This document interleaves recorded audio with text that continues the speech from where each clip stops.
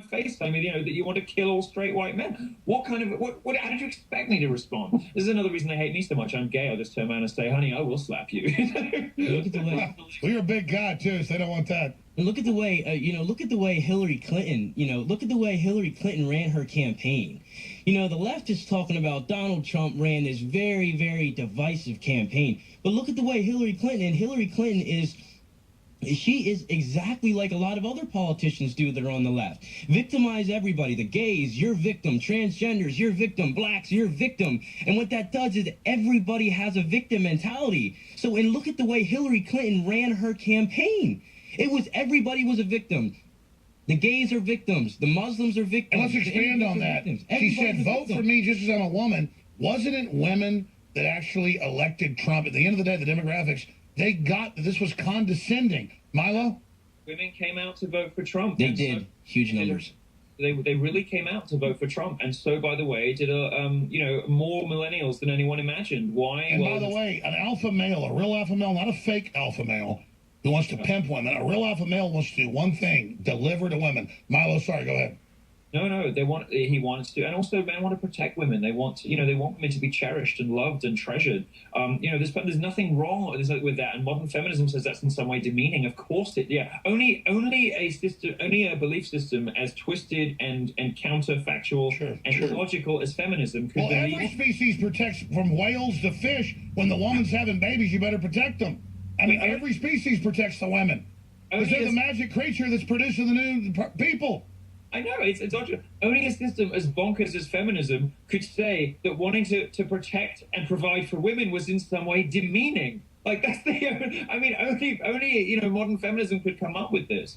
And the particular atmosphere, the thing I don't like about it as somebody who is interested in free speech and free expression, is the chilling effect on fact, reason, debate, and logic of, the atmosphere that's been created around men's issues, the atmosphere that's been created around gender issues in general, where only women are allowed to talk about anything that has to do with sexism. And if anything negatively affects the man, oh, well, you had it good for 2,000 years. In particular, the language that's used about men in the public square and the sorts of discussions. It's all very demeaning. It's all like men didn't die by the millions in wars. Then they act like it's men that did the wars. It's the species. And the fact is, men are like the warrior ant of the women. The whole species is women. You study biology, you realize what a whole fraud the whole thing is. Do you remember that Hillary quote where she said that war affects women and children disproportionately because they're the ones that lose their husbands? And just to piggyback off of what you were saying there, Milo, I was down there. I had the honor, I guess you would say, I had the opportunity to be I was at the Women's March, but I was also at the March for Life. And it's a stark contrast. I mean, I was down there at the Women's March, and I know I'm a man, and who am I to say this, but I did not feel empowered. When I left there, I went back to the hotel. I took 3 showers with bleach and steel wool. I mean, it was absolutely ridiculous. I did not feel empowered. And it was a bunch of lesbian, just a lot of angry women. And so, and I look on the contrast on the flip side with the Women's March, with the March for Life. These women were actually women that were military. They had families. They had businesses. They were powerful. And I'm like, wow, this is empowering. They were powerful. That's power. Take the Trump inauguration. Whether you were white or black, the people were beaming. They were loving. Milo, you want to comment, give your perspective? I mean, you've been to a Trump rally like I have, and phenomenal. How the media reports on Trump rallies. Phenomenal. Happy, enthusiastic, everyone's smiling, everyone's singing, everyone's having a good time. And the only people who are miserable at Trump rallies are the press in the pen at the back. And Trump is saying these people are slimy and losers and all the rest of it. And they are, and they deserve That's another issue. You're a super successful, quote, gay man. They make that part of your life your main definition. At Trump rallies, at tea parties, at Trump events, have you been made to feel unwelcome versus how the left makes you feel? The only response is, oh my God, can I have your autograph? Can we take a selfie? I mean, and I'll tell you something else as well. I'll go even further, not just in Trump rallies, but, I've been on a college tour for 9 months, and I've been everywhere. I've been to Louisiana, I've been to Texas, I've been to, I've been everywhere, man. You exactly to me and said, Don't agree with everything you do with your lifestyle, sir, but I like some of what you say, and I'll pray for you. That's the worst thing that a conservative's ever said to me in America. Contrast that with the left. You know, the vindictive, mean, bullying lies from the media. From the left, what do? Well, Don Lemon, black gay guy on CNN, allows somebody to propagate conspiracy theory about me having my own audience speak now.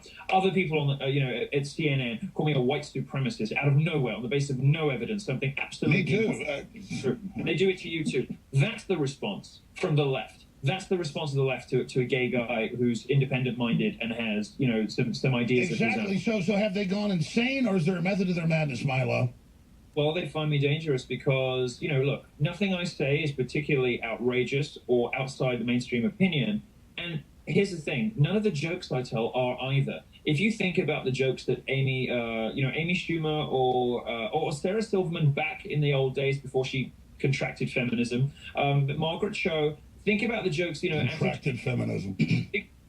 Think about all of the jokes that these people used to tell about Jews, about blacks, about Mexicans. Wasn't it Sarah Silverman who said that she wants to have a non-Mexican boyfriend because she'd like her next sex to be consensual? Something like that. Funny jokes. I mean, funny, right? But I don't say anything. I love redneck jokes. I mean, it's like all funny. I don't say anything more dramatic or unpleasant about that. I just tell it about groups you're not supposed to laugh at anymore. And when you combine facts and studies with provocative language and jokes about groups that are supposedly protected by the left, you have a very dangerous combination. And that's why I call my tour Dangerous Faggot. That's why my book is called Dangerous, because nobody can resist the truth wrapped in a good joke, and they cannot cope with somebody who is charismatic and funny and interesting, telling jokes about their precious groups on the basis of facts, logic, studies, and reason. All right, well,